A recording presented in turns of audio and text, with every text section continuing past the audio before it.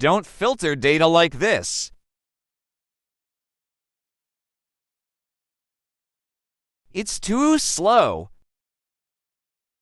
Instead, press Ctrl-T to create a table. Then, go to the Insert tab. Select Slicer. Choose the columns to filter. Move the slicers over to your data.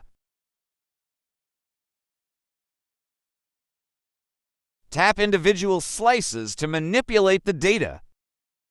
Or use Shift or Control to select multiple slices.